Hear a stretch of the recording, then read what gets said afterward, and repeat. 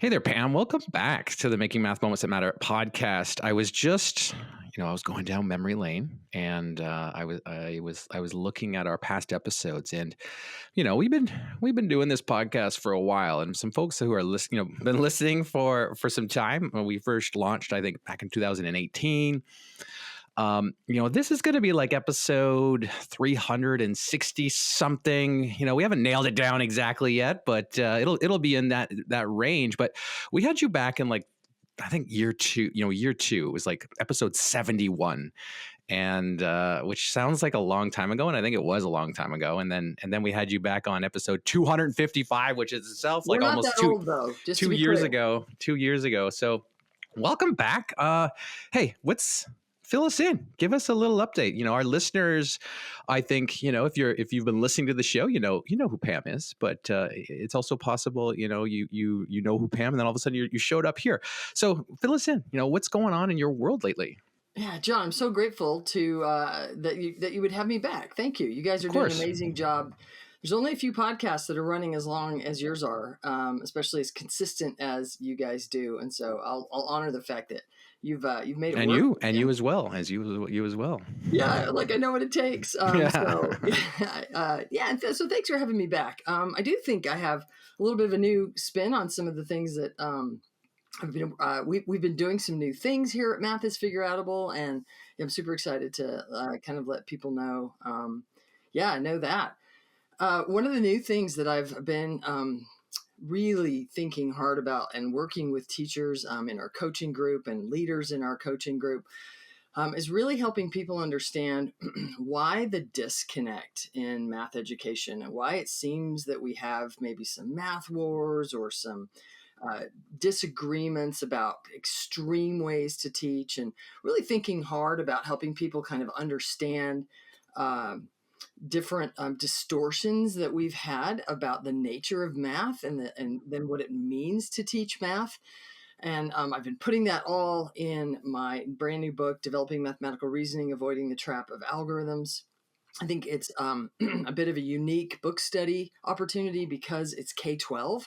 I'll tell you just as a little kind of interesting note, when I turned in the first draft, Corwin, so the publishers, said, wow, like there's a lot of math in this book. And I said, but yeah, that's how it works. You publish math education books. So, of course you're used to that. And they're like, no, actually, usually we have books that are more about the how of teaching, which is super important. Like, let's be clear. Right.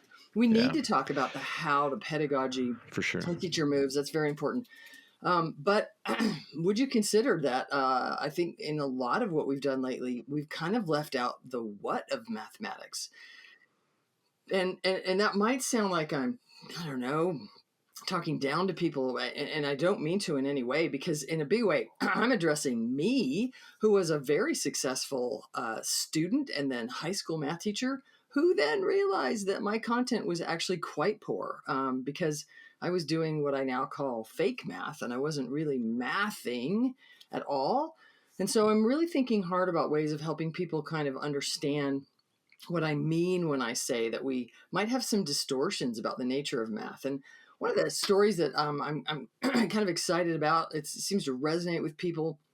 I played basketball. So I don't know if you're watching the podcast, you'll notice that I actually have a basketball in my background. It was kind of a big part of my life. I played internationally in Switzerland. It was super fun. But as I was learning to play basketball, I could not figure out how to do a layup. So, a layup is that cool thing where you like dribble, and it goes up. And, we get it. A layup, you look really cool. If you're taller than me, then you dunk the ball at the end. Right. But when I was learning to play, physically, somehow I just couldn't kind of get it right. I needed higher doses of helping me figure out what a layup meant. But as I was learning to do a layup, my coaches put me in games. Like, I was allowed to play the real game of basketball. I could dribble, I could shoot, I was pretty good at defense. And so they put me in games and I could play, even though I couldn't do that. That one part didn't make sense to me. The system was set up to allow me to use what I did know and what I could do while I played the real game of basketball. I wonder if we'd consider that for some reasons, and I'd love to talk about them, our system has been set up to say to kids, if you don't kind of naturally see through the algorithm to make all these mathematical connections, we're not sure why, but we're going to put you kind of in this fake game of math. And we're going to have you just like practice that algorithm some more and hope that if you just kind of keep doing those steps, then maybe you'll magically kind of get the stuff that the rest of us sort of naturally picked up. And we're not sure why, but we're going to kind of put you in this fake game of math. And that's a little bit of a tricky thing to say because people are like, what do you mean, like fake? I'm not calling people fake, to be really clear, at all. I think the system has been set up to say to students, yeah, we're not sure why you're not naturally picking up on place value or reasonableness or the sense of magnitude of numbers or how these structures fit together. So we're just going to put you over here and just kind of have you keep repeating stuff that's really not working for you, but we're not sure why. And maybe if you, put some grit into it and really just kind of keep trying to rote memorize that stuff, it'll magically happen. Or I guess you don't have the math gene. I'm suggesting we can beat that. We can actually help teachers and students math the way mathy people actually math. And I got to be careful there because, Jon, as I look at you, I'm like really aware as I say mathy people might like push back on that. Sure. Pam, are you saying there's a math gene and some people are mathy and some people aren't? I kind of am saying that there's careful here. Hear me out. That there were colleagues of mine, students, friends of mine, who were more naturally inclined to do a layup. Like they did it the first couple times somebody showed it. Maybe nobody even had to teach them how to do a layup. They just kind of picked it up. Maybe that was you. I can Well, picture I you. was just going to say, like, what I would argue there, because I've had lots of thoughts, around this as well, and we should talk about, the creating math epiphanies is an essential component of what we're trying to do in our math class. But in a way, it's like when you think of those like mathy people, the way you're trying to describe them right now, like when people pick up things, one of the things that we've been chatting a lot about is like this pattern recognition. Like some people have built pattern recognition quicker than others just through repeated reinforcement of pattern recognition in all aspects of their life. And then when they get into math class and we teach it in a pattern recognition way, which means when I see a problem presented this way and I see these key numbers in this format, then I can apply blank algorithm. Those tend to be folks like you and me who were successful in math and we had early pattern recognition success. And then we can apply that pattern recognition to being successful at math. Because for me, like you, that was all it was to me. It was basically going like, hey, I can see this format and I apply this thing in that format and I can just repeat that. And when I can see it quickly and then make those connections quickly, then I'm good at math. But really, we're like what you're suggesting is like we're not really mathing. We're just pattern recognition. So that's in a way like tie that back to the math wars, right? Like what is math? Like what are we doing when we are doing math? Are we supposed to be like just pattern recognition and that's what math is? And then therefore applying, say, already created, scripts? Or are we actually thinking about this problem in problem solving? Because I think that's what actually like is this, hey, I'm teaching procedurally in math facts, or I'm letting kids, use the inquiry process to learn through this way. And that's where that pendulum swings back and forth, right? Because it's like our fundamental beliefs are different about what we're trying to do in our math class. Well, and beliefs is tricky because it depends on our background and our the perspective that we sort of had. Would you consider maybe me using a bit of what you just said with pattern recognition? Of course. Go to it. Tear me apart. I love it. I don't want to tear you apart. I actually want to use what you said. What if the pattern recognition, what if we took advantage and helped kids get better at the more mathy pattern recognition? What if we high dosed kids with patterns like place value? And I say that and I'm aware of how people hear what I say. What if we high dose them with the same patterns that I think naturally mathy people sort of picked up on? For example, I think when I listened to my young son, he would say to me, Mom, I don't like to take naps in kindergarten. But what I was doing when I was laying there and forced to lay there on that mat and I wasn't going to sleep, my teacher had these dot patterns up on the wall. And I would play with those dot patterns, and I realized that if I put certain ones together, they would create other ones. That kind of pattern recognition is actually super helpful, because what he was doing was noticing the makeup of numbers. And when he began to notice that he could make tens out of different Sure. partners of numbers, then all of a sudden he had created partners of 10. Well, that pattern recognition is super helpful, For sure. much more helpful than, like you said, what you and I were doing, which was realizing which rule to apply and then kind of Yeah. having the pattern of a rule. Right. He was actually doing what I would submit. Would you consider that I think mathematicians in history went about the same world that everyone else went about? And as they went about their world, they ran into certain mathematical patterns. And they were able to take that low dose that everybody was running into. And for whatever reason, they took that low dose and created mathematical connections in their heads that then, when they ran into other patterns, they could add to those neural connections and make stronger and deeper and more dense connections. And then they kept playing with those connections. And because they owned these real math connections, not just patterns to apply which algorithm when, algorithms weren't created maybe then at that point, they were able to math. That's the way mathematicians actually math. Totally. The good news is we now know what those patterns, those important patterns are, and we can now high dose kids with those Right. patterns. Totally. We can take kids like you and me. We'll call us kids. We're young, right? Look how energetic we are. Sure. We can take kids like you and me, and we can high dose us with those patterns. And then we can realize, oh, kind of like you said, I can inquire, I can look at a problem, and I can say to myself, what do I know? What patterns have I recognized in the past that I could bring to bear here? Not what can I rote, memorize, and mimic, but what relationships in numbers and Totally. structure have I created that now I can use to reason logically through this problem? And that's Right. mathing. And then we're all mathy people. I wanted to make sure I got that in Yeah. here, because No, I kind of said mathy people and Yeah. naturally mathy people. No, I just gotta- completely agree. Like yeah, completely, gotta make sure I completely agree. define. It's about, emphasizing what patterns are we actually trying to help our students understand and how to use those Understand. patterns, right? So it's like that's the important component that I think for a long time you and I, when we first started teaching, skipped over. We focused on Not the on wrong, purpose, in a way, right? the wrong patterns. Yep. No, not on purpose. Yeah. Let's kind of keep unpacking this and how it relates to some of the work that you're doing to help address this issue. Thinking about, because you mentioned how to help teachers, and I think we agree that our best foot forward to help our students understand what we're trying to do in our math classes and make sure that they understand math at that conceptual level, that deep level, and be able to be flexible, fluent, all of those things that I think we all think about when the people who are listening to this podcast think about when we think about math class. Yeah.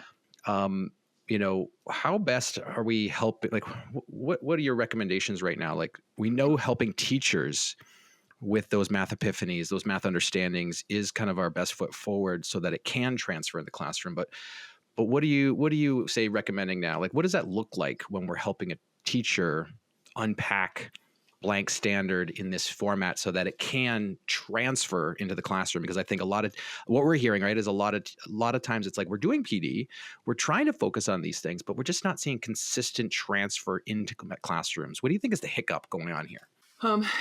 Maybe a couple of things. I'm going to emphasize that if you ever do anything with me, you see me in a session, you're in our coaching group, you're in one of my online workshops, you'll notice that very right off the bat, before I do kind of any hardly talking at all, I'm going to immerse you in a mathing experience. And so we're going to do probably a problem string where I'm going to attempt to get teachers to do either what they've kind of already naturally done, but never seen anybody do structurally, strategically, purposefully, with a purpose with students. Like they've always kind of said, well, if you show kids the steps of the algorithm, then they'll see these things through it. And I'll say, why do you think that? And they'll say, well, because I did. And I'll go, well, I didn't.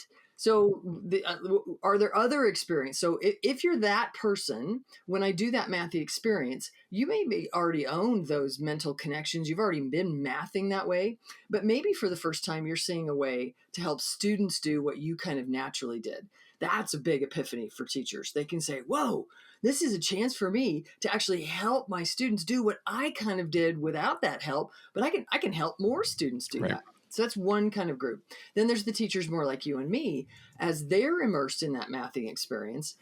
Jon, it's interesting. I've gotten really good lately, or at least I focus on trying to do this lately, where there's a moment in that mathing experience, there's a problem in the problem string where I'll say, well, what do you think about this one? So we've done a few problems. I've modeled thinking, made it visible. We've kind of compared some things. And then I'll say, well, how about this problem? How are you thinking about that? And then I'll look out at the group and I'll watch their eyes and I'll notice that they're kind of doing, if you can see me physically, they're kind of doing this like, okay, like it's almost like they're on the balls of their feet and they're looking forward and you can see that they're kind of energized and they're looking at what we've already got on the board or on the screen and they're going, okay, like how can I use that to logically reason? And in that moment I go, stop, pause. Everybody take a picture of your brain. Did you right now feel in your brain that you just reached in rote memory and you're going to mimic something you've seen before? And they all go, no. And I go, what were you just thinking? What were you feeling? What was your brain doing? And they go, well, I was like, were you looking? Did you just like, how can I use, was it almost game like? Were you trying to be like, ooh, how can I be clever? And like, is there a way that I could, that right there, that thing you were just, that mental action, those are the mental actions of a mathematician. You were mathing. Right. And I'll thank Dr. Deborah Parrott Creighton for bringing us the mathing word. I think that's been super helpful in my work to talk about the act of doing math as mathing, not as rote memorizing and mimicking. That's what maybe we've kind of been fed was the thing. The system has been set up Sure. to pretend that's what mathing was. But man, we can actually do the mental actions that mathematicians do. And I think, Jon, I think teachers have to have, so it's only the first step, but I think they have to have that experience of For going, sure. oh, wait, that's what you mean by inquiry? Oh, I thought this whole time when you were talking about inquiry that I was supposed to just have kids kind of wander off on their own. And I was supposed to say, hope you figure out math on your own. Good luck. And come Right. back when you got it. And it wasn't structured. It wasn't, Yep. we didn't have real helpful ways of helping kids progress and scaffold. We didn't have even really clear goals because you might, if you've kind of heard inquiry or discovery as being like this free for all and your kids are just kind of on their own, you might have thought that they were supposed to invent the algorithms. Right. Not so at all. Not so. Can I just share a brief experience that Of happened course. recently? I was at a conference and I was in a session and they said, turn to the person next to you, just meet him really quickly. And so it's a random person that she doesn't know me. I don't know her. Hi, how you doing? And she said, yeah, this discovery crap is terrible. And I said, oh, tell me more about that. Mhm. Because again, if you describe discovery kind of the way I just did, then you do think it's garbage. And I'm kind of agreeing with you. If it's just leaving kids on their own to struggle unproductively and we don't really know ways to help scaffold them. Anyway, she goes, yeah, this is terrible. And I said, tell me more about that. And she goes, yeah, I tried it. And I said, oh, again, what did that look like? And she said, I went to my 8th grade kids and I said, all right, today you're going to discover the Pythagorean theorem. Go. And then she paused and she goes, do you think it worked? No. So as soon as, it didn't work, then I was like, come back here. I'm going to teach you the Pythagorean theorem. Right. So I chuckled a little bit inside, I was like, well, I agree with you that's not going to work. So then what do we mean? And I think that's not a trivial question. I don't think it's a one-time shot. Like I know I've heard you and Kyle talk about how it's long-term sustained professional learning. We're all on a journey. And in that journey, we need follow-up support. We need to be able to come back and go, okay, like I believe you that we can reason through these kinds of problems. How do you reason through those kinds of problems? Like I've kind of got these linear function thing down, but I don't know how to think about exponential functions. Like where do I even, I'm not reasoning. Like that's when we as adults feel like we have the safety and the security to go, okay, like I'm now reasoning with this kind of math. But help me reason with that kind of math. Like, I don't even know where to start. Yeah. I'm not, when we recognize I'm not reasoning with that kind of math. Yeah. How can we reach out? And I love the fact that you're creating a community. I'm trying to create a community where we're helping each other really think about, well, how are you thinking about that? Hey, Yeah. math. It's one of the pieces of work that I've been doing for the last 20 years is interviewing mathy people, interviewing people who were not mathy yet, who are becoming mathy, and asking people, how do you think about this? And then really getting under, okay, if that's how mathematicians reason about that thing, ooh, how can I scaffold? What kinds of experiences can I high dose kids with? Right. How can I high dose them with the kind of low dose patterns that those mathematicians were able to use? Let's high dose them with those patterns. Bam! Now we've got kids mathing, well, teachers first, and then kids mathing the way mathematicians actually math. So what I'm hearing is that, that we need to do, when we think about professional development, too often we've been focusing on the moves, the pedagogy, but not the math, not getting our teachers to do more math with each other, with themselves, and feel comfortable with strategies and maybe the models, and getting that brain working in that way, so that they can then transfer that experience to their students and start crafting, or adjusting or modifying their existing lessons to give those same experiences to their students. Do you feel like it looks like, does the PD support or the message or even it look different between elementary, like K to 8 versus 9 to 12? Like, do you feel like there's a difference there?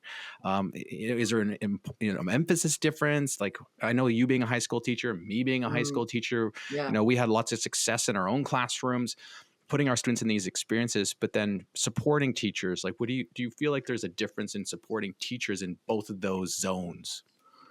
Fundamentally, no, but there is definitely a what's the word I want to say?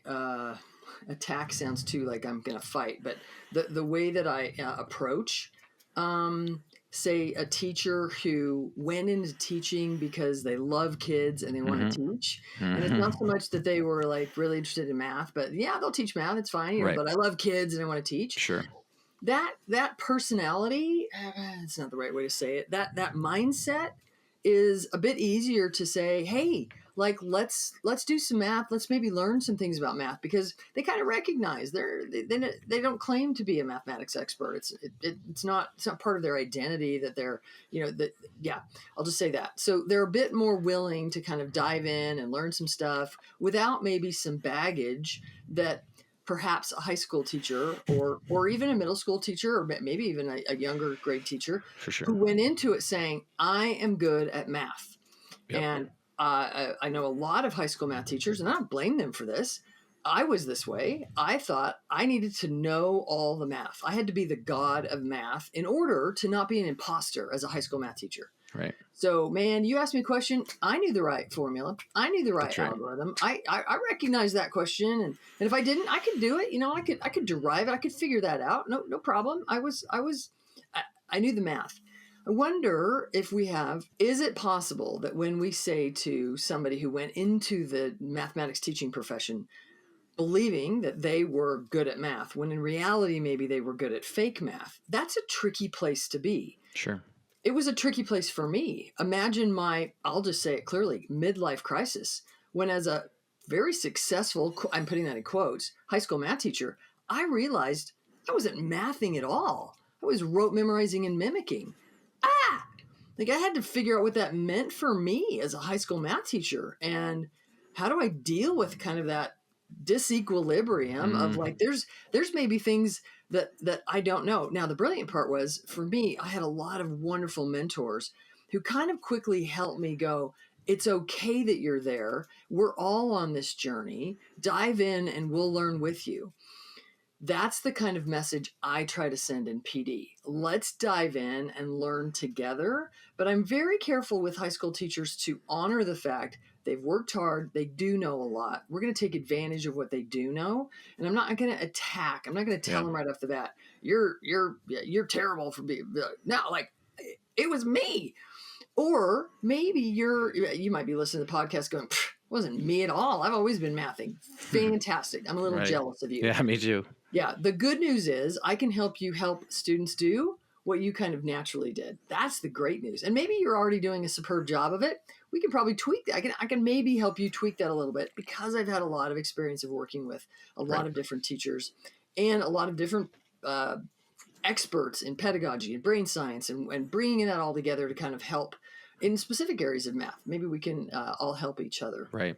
You know, like those are definitely great points, because it's like, those teachers do have a lot of understanding around math. And I used to argue, like yourself, is that I had that very procedural understanding and I couldn't be stumped in terms of, say, any sort of math problem. But I always learned it, the one way, and I could teach it the one way. And then I tried to like figure out, how do I say it differently? And usually it was louder and slower, but I think there's a lot of power in supporting teachers by trying to help them grapple with what they know about their, say algorithmic thinking or approach, and understanding of, say, key concepts, and then having them see it represented differently, in different patterns, in different models, in different strategies. Like if I look at, say, a different type of factoring that is like, sometimes you see these tricks online in YouTube, and all of a sudden it's like, that's a weird way to factor. But then it's like, how do you see like what you do for factoring is similar to what that is for factoring? Like trying to like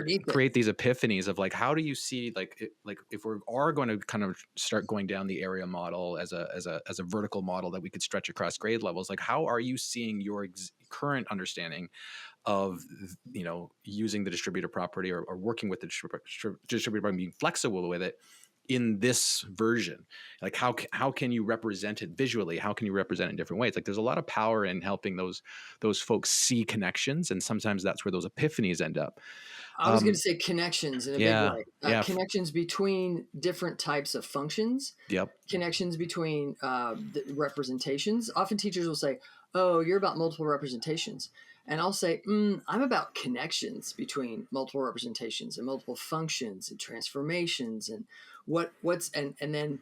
Totally. Coming up with generalizations. Hey, if I can mention one other thing, you kind of asked me like if there was a difference, and I sort of said fundamentally no, but here's a thing, in my new book, Developing Mathematical Reasoning, Avoiding the Trap of Algorithms, I actually take a fairly systematic approach to K-12 math, which I think is very unique, to have a book that says, let's take a look at a few key algorithms and point out some major ways that they can trap students into using less sophisticated reasoning than those problems could be developing. And if we trap kids into using less sophisticated reasoning than the problem could be developing, now then when we try to build on that to the next sort of hierarchical, the problems that would use the kind of reasoning we could have been building, but we weren't because we were trapped in less sophisticated reasoning, now kids can't actually progress. So in, I think, a very unique way, I took a look at some major algorithms along the K-12 spectrum and said, hey, here are some ways that those algorithms can actually trap kids into looking successful, but actually they're using less sophisticated reasoning than it could be. Or it traps kids into thinking, gee, I can't do that very well. I guess I'm not a math person. Because I can't rote memorize and mimic and tell the difference between that algorithm and this one, or what the steps are, which one I should apply when. Gee, I guess I'm not a math person. So those are two of the major traps. And a third major trap with all of the algorithms I've looked at is the algorithms are amazing historic achievements, in part because they put a lot of place value and meaning and structure kind of behind the scenes. They're very opaque. They're hard to see through. They're hard to now some people do. Many people listening to the podcast might be like, I can totally see all the stuff behind the algorithm. Well, good for you. A thing to know is many, if not most of us, can't do that, won't do that. And so it can trap us into kind of a digit approach, or a take apart piece approach. So instead of looking at all the numbers when we're solving a problem, we look at the digits in the numbers, and we just do stuff with digits.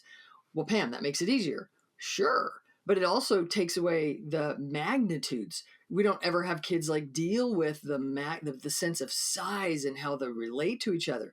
And then we say to kids, guy, your answer's completely unreasonable. But out of reasoning land to begin with. So I kind of submit that there's these three major traps with all of the algorithms that are out there. One, it can trap kids into using less sophisticated reasoning than the problems were intended to develop, could be developing.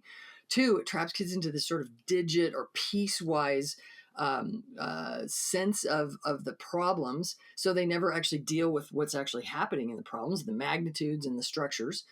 And three, either it works on our identity in mathematics. Either we kind of rote memorize and mimic well, and then like you and me get this false sense that we're good at mathematics, or we can't do that well, or it's not. Let me be clear. I think there's a lot of students out there that aren't interested in rote memorizing and mimicking. They look at that and they're like, when am I ever going to use this? Y'all, if you hear that, I invite you to consider that what you've done with kids is more on the side of parsing things out into digit-oriented stuff, getting them to think that math is just rote memorizing and mimicking. And that's not interesting for many kids. And they just refuse. They're like, nah, I'm not playing that dumb game. I got better things to spend my mental energy on. And then that is sort of this identity trap. So those are only three of the major traps that I identified. But I think they hit them all. Yeah, no, and I think All that's the a algorithms. big takeaway from your new book and being a K-12 book and really unpacking that being, hey, this is an important takeaway of discover understanding the algorithms and the trap that we're falling into when we think about them. I know folks can go learn more about the work that you're doing at mathy's.figureoutable.com. You have a podcast. It's on all podcast platforms. I know many of our listeners listen to your podcast as well. Where else, Pam, can people reach out to you to kind of keep digging in and learn more? We also have a Math is Figureoutable teacher group, teacher Facebook, some Meta. I'm super active on social media, so if you follow me there, you can see that we put out a ton of free stuff all the time.